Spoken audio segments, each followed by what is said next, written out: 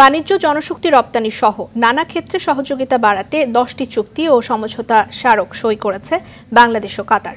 মঙ্গলবার প্রধানমন্ত্রীর কার্যালয়ে সফররত কাতারের আমির Sheikh Tamim bin Hamad Al Thani এবং প্রধানমন্ত্রী শেখ হাসিনার উপস্থিতিতে চুক্তি এবং সমঝোতাগুলো সই হয়। পরে ভিডিও কনফারেন্সের মাধ্যমে নিজের নামে রাজধানীর কালশিতে একটি পার্ক এবং একটি উড়াল সড়কের নামকরণের উদ্বোধন করেন কাতারের আমির। রুহুল আমিন তুহিন আরও জানাবেন। মধ্যপ্রাচ্যে বাংলাদেশের অন্যতম শ্রমবাজার কাতার, যেখানে কর্মরত প্রায় 4 লাখ বাংলাদেশি।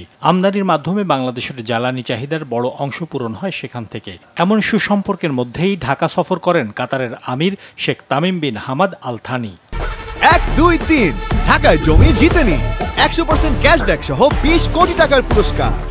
সফরের দ্বিতীয় দিন সকালে প্রধানমন্ত্রীর কার্যালয়ে গেলে শেখ হাসিনা তাকে স্বাগত জানান। প্রথমে শেখ তামিম ও শেখ হাসিনা একান্ত আলাপ করেন। পরে আনুষ্ঠানিক বৈঠকে দুদেশের মধ্যে 10টি চুক্তি ও সমঝোতা স্মারকের বিষয়গুলো চূড়ান্ত হয়। বৈঠক শেষে দ্বৈত কর পরিহার, আইনগত সহযোগিতা, সাগরপথে পরিবহন, পারস্পরিক বিনিয়োগ উন্নয়ন ও সুরক্ষা এবং যৌথ ব্যবসা পরিষদ গঠন সংক্রান্ত চুক্তিতে স্বাক্ষর করে দুদেশ। সমঝোতা স্মারক সই হয় শ্রমশক্তি, বন্দর পরিচালনা, উচ্চশিক্ষা ও বৈজ্ঞানিক গবেষণা, যুব ক্রীড়া ক্ষেত্র ও কূটনৈতিক প্রশিক্ষণে সহযোগিতা বিষয়ে। 1, 2, 3 ঢাকায় জমি জিতে নিন 100% ক্যাশব্যাক সহ 20 কোটি টাকার পুরস্কার।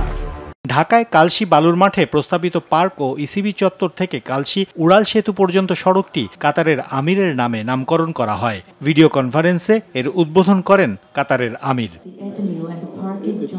সোমবার বিকেলে দুদিনের সফরে ঢাকায় আসেন Sheikh Tamim bin Hamad Al Thani. 2 দশক পর কাতারের কোনো শীর্ষ নেতার এটি প্রথম বাংলাদেশ সফর। রুহুল আমিন তুহিন, RTV, ঢাকা।